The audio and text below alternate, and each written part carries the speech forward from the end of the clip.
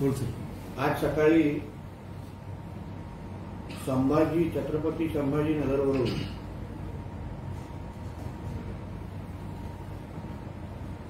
पादऱ्या पावट्या हा टरटर करत होता किंवा तोंडाने वास काढत होता आणि मी म्हटल्याप्रमाणे की जिथे जिथे हा चपट्या पायाच्या संजय राजाराम राऊत पाय ठेवेल तिकडे तिकडे या तर ते घर तुटलेलं आहे, या तर तो पक्षच फुटलेला आहे किंवा त्या पक्षाचं नामोनिशाण मिटलेलं आहे. स्वतःच्या मालकाची अवस्था आज ना घरकाना घाटकाची करून टाकलेली आहे. ज्या पवार साहेबांना स्वतः मी पवार साहेबांचा चेला आहे असं म्हणायचं, त्या पवार साहेबांची काय अवस्था केली हा उभा महाराष्ट्र आणि उभा देश पाहतोय. आणि मी काही दिवसा अगोदर माझ्या ट्विटमध्ये हेच सांगितलेलं, उद्धव ठाकरेंना संपवलं, पवार साहेबांना संपवलं, आता उरली काँग्रेस. आणि काँग्रेसची काय अवस्था झाली आहे हे तुम्ही कालपासून आणि आज 12:30च्या पक्षप्रवेश नंतर तुम्हाला कळलेलं. म्हणजे पहिल्या दिवसापासून जे मी सांगतोय की ह्या चपट्या पायाच्या संजय राजाराम राऊतला कोणीही घरात घेऊ नये, पक्ष कार्यालयामध्ये घेऊ नये. आणि त्याचा परिणाम काय होतात हे तुम्हाला सातत्याने महाराष्ट्रामध्ये दिसतंय. सकाळी मोठा सांगत होता की आदरणीय पंतप्रधान नरेंद्र मोदीजी असो किंवा आमचे देवेंद्रजी असो, ह्यांनी राजकारण नासवलं, पण 2019 पासून लोकमताच्या विरोधात जाऊन महाराष्ट्राच्या राजकारण नेमकं कोणी नासवलं तर थोडं जरा संजय राजाराम राऊतनी सकाळी आरसा पाहिला असता किंवा आपल्या मालकाला पण थोडा आरसा दाखवला असता तर नासवलंय ह्या शब्दाचा दुसरा अर्थच आता संजय राजाराम राऊत झालेला आहे. म्हणून तुम्ही कितीही वल्गना करा, आता काय तुमच्या महाविकास आघाडी नावाचा हे जे काय फलक आहे त्याला तुम्हीच जाऊन त्याच्यावर हार टाका. कारण का मी परत एकदा सांगतो की महाविकास आघाडी नावाचा पोपट अधिकृत पद्धतीने मेलेला आहे. आणि आदरणीय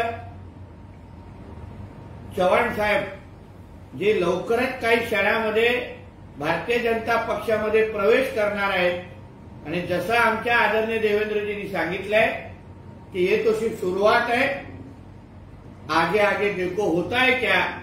म्हणून मला विश्वास आहे की आदरणीय पंतप्रधान मोदीजींच्या नेतृत्वाखाली आमच्या महाराष्ट्रामध्ये जे भारतीय जनता पक्षाचं मिशन 45+ हा 4था गिअरमध्ये आमची गाडी निघालेली आहे, सुसाट निघालेली आहे. आणि आता या विजय घोडदौडकडे जात असताना आमच्या रस्त्यामध्ये जे जे येतील, जे जे उरतील, आता काय किती उरणार हे आता येणाऱ्या काळामध्ये पाहूच, पण जे जे येतील ते निस्तानाभूत होऊन जातील एवढा ठाम विश्वास व्यक्त करतो. आणि या निमित्ताने शेवटचं एवढंच सांगतो की आता उद्धवजी संपले, पवारसाहेब संपले, काँग्रेस संपली, आता वंचित आघाडीकडे या संजय राजाराम राऊतनी आपलं लक्ष वळवलेलं आहे. गेल्या काही बैठकांमध्ये तुम्ही पाहत असाल कुठे प्रकाश आंबेडकरांच्या व्यक्तीला मीटिंगच्या बाहेर बसवायचं, त्यांचा अपमान करायचा. म्हणून मी प्रकाश आंबेडकरजींना सांगेन की जे उद्धवजींना कळलं नाही, जे पवार साहेबांना कळलं नाही, जे काँग्रेसला समजलं नाही, ते तुम्हाला अगर वेळेत कळलं तर तुमच्यासाठी चांगलं आहे. नाही तर तुमचीही या तिघांसारखी अवस्था हा चपट्या पायाचा पनवती संजय राजाराम राऊत करून टाकेल. म्हणून ह्यावर थोडं लक्ष घाला. धन्यवाद. अशोक चव्हाणांच्या विषयात संजय राऊत असं म्हणतायत की काँग्रेसमुक्त भारत ही घोषणा बदलली पाहिजे. काँग्रेस शुद्धीकरणचे महात्मा गांधींचे स्वप्न होतं, ते भाजपने स्वीकारलेले दिसत आहे. काँग्रेसचे लोक सोबत घेऊन भाजप काँग्रेस सोबत युती करत आहे. अशा पद्धतीने भाजप 200 पार सुद्धा जाणार नाही.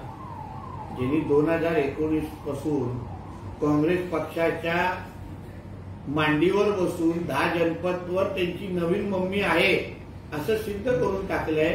त्यांनी आम्हाला काँग्रेसच्या बाबतीमध्ये धडे देऊ नये. ज्या अशोक चव्हाण साहेबांच्या आदर्शवरच्या आरोप त्यांना संजय राजाराम राऊतला आज दिसतो, अजितदादांवरच्या सिंचनाचा आरोप आज दिसतो. हे दोघेही उद्धव ठाकरेच्या मंत्रिमंडळात होते, ज्येष्ठ मंत्री होते, एक तर उपमुख्यमंत्री होते. तेव्हा तुम्हाला अजितदादा एकदम लाडके असायचे, तेव्हा तुम्हाला अशोक चव्हाण साहेबांचा किवटी मोठा काँग्रेसचा नेता आहे असे गोडवे तुम्ही गात बसायचे. मग आज आमच्याबरोबर आल्यानंतर तुम्हाला याचं वाईट का वाटतं?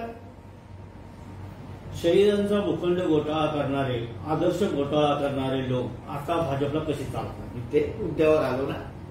हे अशोक चव्हाण साहेब तुझ्या मालकाच्या मंत्रिमंडळामध्ये ज्येष्ठ बांधकाम मंत्री होते. तुमच्याच मालकाला मांडीला मांडी लावून त्यांनी महाविकास आघाडीच्या सरकारमध्ये होते. मग तेव्हा तुम्हाला हे आरोप का दिसले नाही? तेव्हा तुम्हाला हे सैनिक का दिसले नाही? त्यांच्या विधवा का दिसल्या नाही? आणि आज त्यांनी भारतीय जनता पक्ष आणि नरेंद्र मोदीजींचं नेतृत्व स्वीकारल्यानंतर, कारण का अशोक चव्हाण साहेबांना पण हे कळून चुकलेलं आहे की ह्या देशामध्ये आदरणीय मोदीजींचीच गॅरंटी चालणार आणि त्या गॅरंटीमुळेच मी माझ्या लोकांचा, मतदारांचा, मराठवाड्याचा विकास करू शकतो हे विश्वास बसल्यानंतर त्यांनी निर्णय घेतलेला आहे. प्रचारासाठी जो बायडन आणले तरी शिवसेना जिंकेल. गृहमंत्री प्रचारासाठी येत नाही तर सेटिंगसाठी येत आहेत असं संजय राऊत म्हणतात. म्हणजे आता यांनी उद्धव ठाकरे संपवल्यानंतर यांचं पुढचं लक्ष जो बायडन आहे वाटतं. म्हणून जो बायडनना आता मला ईमेल करायला लागेल की बाबा हा स्वतःचा मालकाचा झाला नाही, आता तू तरी वाचून राहा. तसं पण आता ह्याच वर्षी मला असं वाटतं राष्ट्रपतीची निवडणूक आहे अमेरिकेची. म्हणजे आता काय जो बायडन तर खरं नाही. तर अशोक चव्हाण यांनी काँग्रेसचा राजीनामा दिला. यापूर्वी आपण सुद्धा काँग्रेस सोडली होती. का आपल्याला काय वाटतं, कशामुळे हे काँग्रेसचे सगळे नेते सोडून जात आहेत? हे लक्षात घ्या. सन्मान्य राणे साहेबांनी काँग्रेस सोडत असताना ज्या भावना व्यक्त केल्या होत्या, तुम्ही ते आपल्या स्वतःच्या नेत्याला, स्वतःच्या आमदाराला, स्वतःच्या खासदाराला किती महत्व देतात हे मी स्वतः अनुभव घेतलेला आहे. मी 5 वर्ष काँग्रेसचा आमदार होतो 2014 ते 19. मला एकदाही, आणि ते पण ठाण्यापासून ते सिंधुदुर्गापर्यंत मी एकमेव काँग्रेसचा आमदार 14 ते 19 मध्ये निवडून आलेलो. मला एकदाही राहुल गांधीजी असतील, प्रदेश अध्यक्ष असतील, कोणीही बोलून विचारलं नाही, चर्चा केली नाही की बाबा तू जगतोयस का मेलेला आहेस, तू तिथे काँग्रेस वाढवणार आहेस का नाही वाढवणार आहे, कोकणामध्ये काँग्रेस वाढवायची आहे का नाही, हे एकदाही प्रश्न विचारला नाही. म्हणजे काँग्रेसच्या आमदाराला किती महत्व असतं याचा अनुभव आम्हाला लोकांना आलेला आहे. म्हणून अशोक चव्हाण साहेबांनी कुठल्या भावनेतून तो निर्णय घेतला असेल याची चांगली जाणीव आमच्यासारख्या कार्यकर्त्याला आहे. आणि ते तर पारंपरिक काँग्रेसचं ते कुटुंब आहे. आज अशोक चव्हाण साहेब असतील, बाबा सिद्दीकी असतील, मिलिंद देवरा असतील, ज्या कुटुंबियांनी वर्षानुवर्षाने पिढ्यानपिढी काँग्रेससाठी घालवलं, त्यांना काँग्रेस जमत नसेल तर आमच्यासारख्या कार्यकर्त्यांना कशी जमली असेल याचा प्रश्न आज आम्हाला वाटतं की राणे साहेबांनी घेतलेला निर्णय हा अतिशय योग्य निर्णय आहे.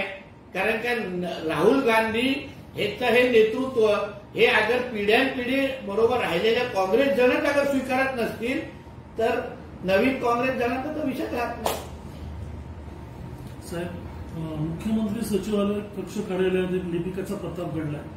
माहिती अधिकार कायद्यानुसार माहिती मागितली म्हणून घरी जाऊन मारण्याची धमकी दिली आहे. कांदिवलीतील नागरिक योगेश सोनावणे यांनी कोकण विभाग आयुक्तांच्या कार्यालयात आरटीआयकडून ही माहिती मागवली होती.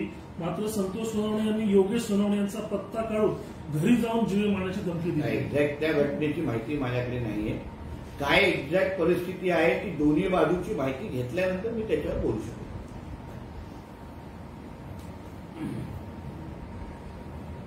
Okay.